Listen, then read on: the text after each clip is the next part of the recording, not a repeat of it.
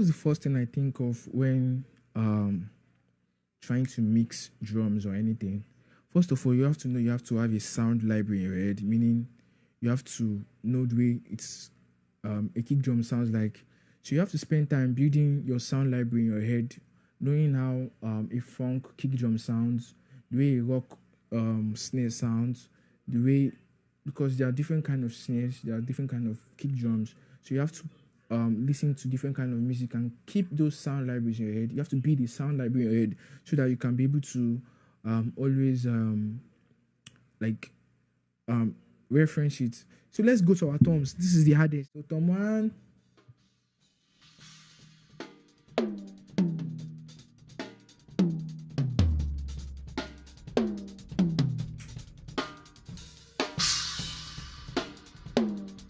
You can see how clean this sounds. Like the recording sounds very clean. See how, and also mic placement. Some of you just place mics anyhow and you think mixing will help you. Can't help you. See how this floor tom is sounding. See, this is raw. Now, no processing. This is raw. So it's all about the recording. Now, what some people don't just understand. If you're asking me how I'm able to get a very professional mix, it's the recording. It's not it's no secret. So let's mix the toms now. Let's start with tom 1. So don't forget about your fundamentals now. This is your tom 1. We need to gain it a little bit. It's coming in very low. Very good. So if you can check, this is where our fundamental is. That's 200 and what? That's 216. No, 224. No, 232 hertz. That's where the fundamental is. So I need to boost that fundamental.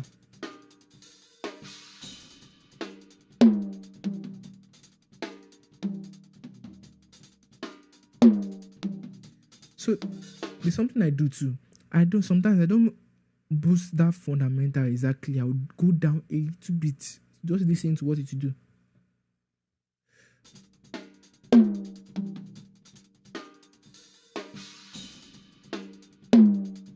Are you seeing how heavy it is? So instead of boosting that fundamental itself, I went down a little bit. So the next thing I want to do is that mid sound. I want to take it out. This is it over here. See, I cannot just explain how I know that is it, because maybe it's because I've mixed this track before. It's just I'm using my eyes and the RTA to read exactly what I'm saying. So let's keep on going. So I've taken out that MIDI sound. The next I want to do is low cut. And maybe a little bit of cut my eye mid a little bit.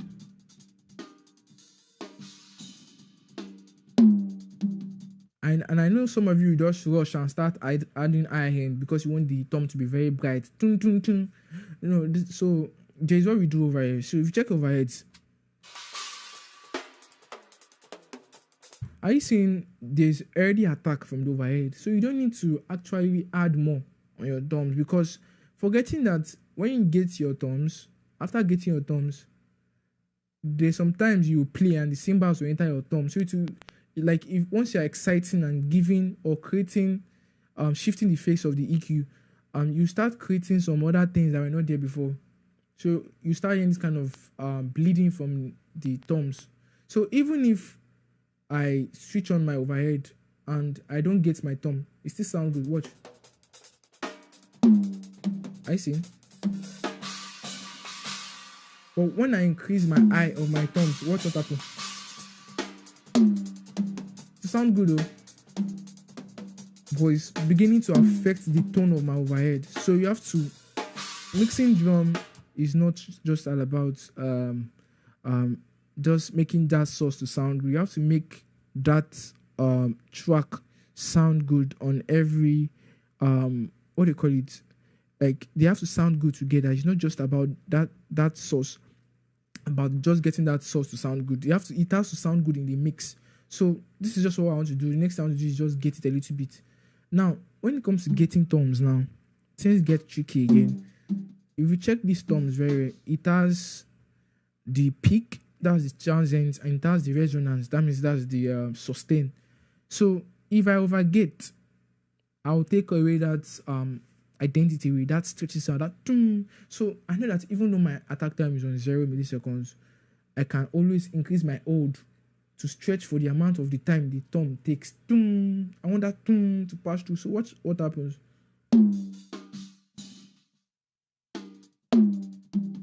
So I can now get.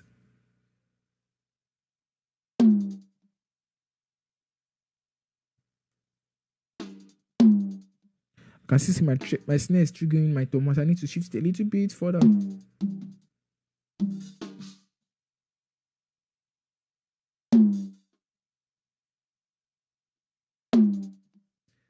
So what if my hold was on say I just reduced my hold to 44 milliseconds. I see how fast it's going. So that's not the way your thumb sounds. You need to take your hold to like 300 milliseconds. So the whole thumb can pass to before the gate closes back. So let's compress now. Compression, our normal 2.5, then minus 3 dB. And when it comes to compression, I don't have a particular timing I put, or maybe my attack time is on 10 or this one. It depends on how tight or how loose those thumbs are. If the thumbs are very, very loose, my attack time is very, very fast. But if the thumbs are very, very tight, I can leave it like to something like 20 milliseconds because it's sounding very tight. So the values I put in here on my overhead, I saw my overhead on my thumbs are always different, even on my snare, depending on how tight or how loose it is. So you have to learn how your compressor works.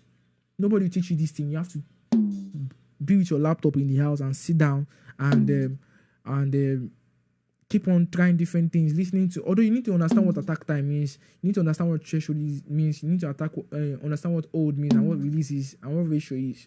And it's very simple, very, very simple. But it's, let me not lie to you, it's hard. It's not simple. It's actually hard because I knew when I was also trying to learn about attack time and threshold, it was sounding very tricky. So the threshold is just like, at what volume do you want me to act on this signal? You understand, compressor is something that's it's like a wall. You understand that kind of thing? Like a wall that doesn't allow some certain things to cross some certain volume. So that threshold is, where is the wall? At what volume should you compress? That's what the threshold is. Should you compress at you look at this signal now, it's coming in by -6. That's very, very loud. So if you look at it very well, if I set my compressor time to -5, it will not do anything because it's not, the threshold is not set to that like the threshold is not entering where the audio signal is, the metering of the audio signal. So you need to really drop your threshold to where it starts compressing. So after the threshold is when should it compress? Like what volume should it compress? So ratio is how much compression do you want to do? So how much input and how much output? So if you hear something like 3.1, it means, I'll just give you a reference. It's not really accurate, but when something like 3.1, it means you can allow 3 dB to pass and compress 1 dB. If you hear 4 dB, you can allow 4 dB to pass and compress 1 dB. So if you hear 4.2, you can allow 4 dB to pass and compress 2 dB. So I'm just giving you a reference. That's not really how it works, but like a basic knowledge of, like in a way you can actually understand. So let's keep on going. So I like this compression. Let's go to our thumb 2. So what I just want to do is, instead of wasting my time and mixing everything, I can just come over here to my library, and my library, I want to save this thumb 1 settings and just save it. Come down over here. Let's save it to an empty disk to save. So what I want to do is I will load everything without their configuration and their name. So I want to load the gate, compressor, equalizer, and send to main. So watch. So let's load on my thumb 2, on my thumb 3, on my floor thumb. Now let's check our thumb 2 now. So our thumb 2 now, you have to understand that the fundamental of my thumb 2 is different. So you have to shift the fundamentals down, back. So and my low cuts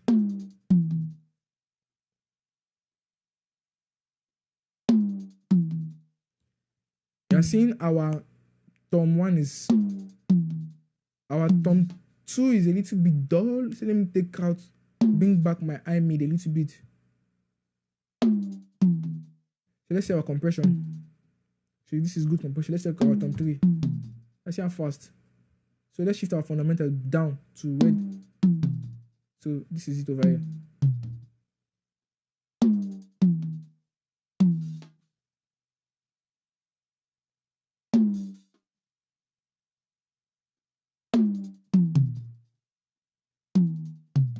So I need to drop down the gate of my thumb 2 a little bit, or my thumb 3, sorry. Let's check out, the last thing I want to check is our floor thumb.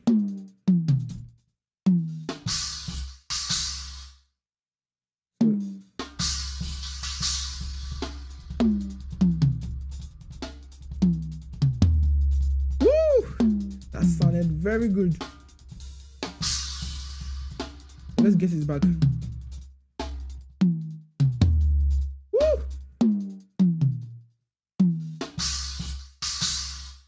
So you can see our floor thumb is very stubborn. It's kind of a whole lot of things inside. So I need to drop the gain of my floor thumb a little bit. Woo!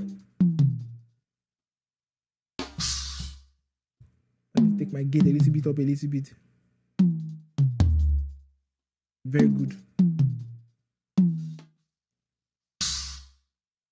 Again, a little bit.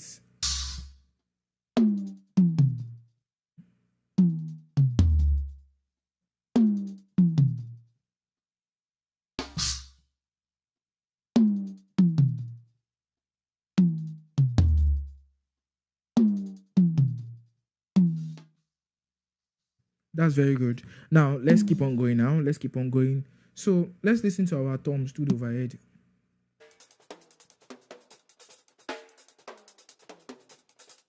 You can already listen that it's already panned naturally. The thumb 1 is sounding in the left, thumb 2 is sounding a little bit to the left, then thumb 3 is in the middle, floor thumb is in the right. So listen to it again.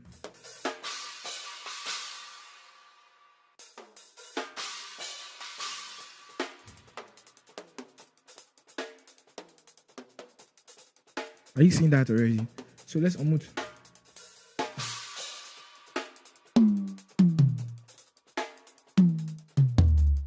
So we need to replicate that natural panning. Just my thumb 1, my thumb 1 a little bit to the left. That's let's go back to sense domain. So pan to the left. If you can look over here, you see it's panning. I see it's panning. So a little bit to the left. Then that's too much to the left. Let's keep on going.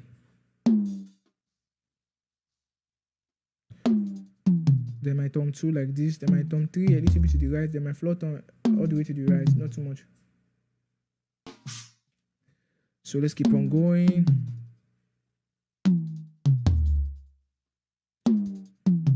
So my thumb 3 is sounding over compressed. So I need to increase the attack time a little bit so that I can let more of those this thing to get into it first. I think it's just low in volume. Let's see.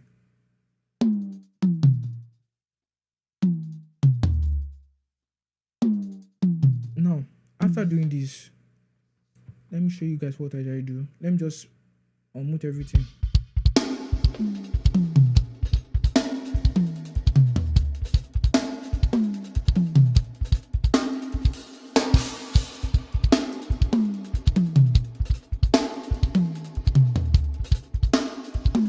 You can see how good it sounds. So let me show you another secret. Another thing I do is I send my thumbs, my whole thumbs. If you check my thumbs, I'll send it to a stereo group. So let's create a subgroup. Let's link our thumb 1, our boss 1 and boss 2, and change it to a subgroup. Confirm. Then send our thumbs inside 1, 2, 3, 4. Yeah. Then remove all our thumbs from the main stereo bus. So everything now is passing through that distance. So let's listen again. I see my thumbs are not coming again until I push this bus over here. I need to send this bus to my main. Now I cannot add like a stereo group compression on my thumbs. So that's what I do always. So let's compress our thumbs. So what I'll do is I want my thumbs to compensate for each other. So my ratio will be very will be on infinity. That's full. Then my attack time will be on 3 milliseconds. Then my release will be on auto. That's what I want to do. So let's listen.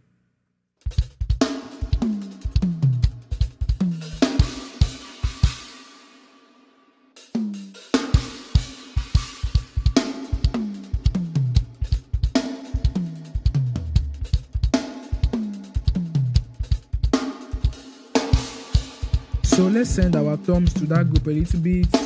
So what I'm supposed to do is I'm supposed to send my thumbs back to a channel so that I can send that channel to the group. But I just want to send the thumbs straight to I just want to send the thumbs straight to from the channel straight to the reverb instead of from that bus. So I just want that bus, but that's what I'm supposed to do. I'm supposed to send my thumbs back to a channel, then send it to the reverb. That's where it's meant to be. So let's send our thumbs to that reverb a little bit.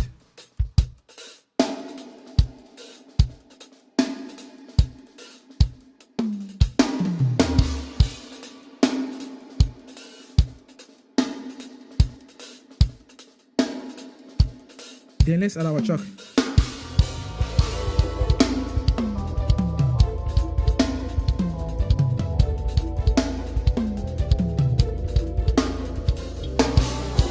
So I need more brightness. I can actually increase the brightness of my head and take out the harshness. Are you seeing what I'm doing?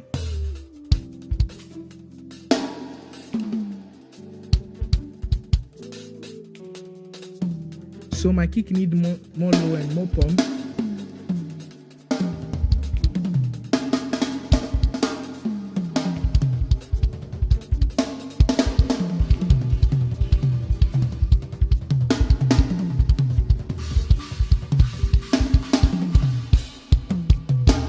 You guys see what happened over there? The gating on my thumb was too much, on my floor thumb was too much that it was actually playing and it wasn't entering. I was hearing the floor thumb do all that. So I need to drop down my gate a little bit down. Then let's keep on playing. Let's go back to that solo.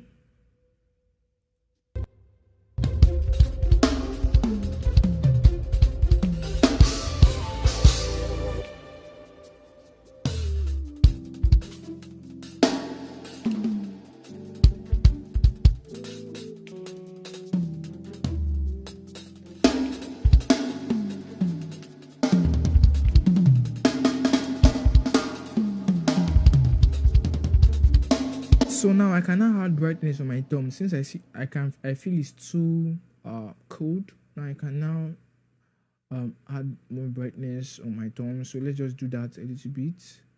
No, that's too much. I need to add around. I need to check where the fundamentals is. So I'm not just doing things anyhow. I'm just looking at my RTA. So I'm mixing with my eyes and my ears together. You can see it's around there.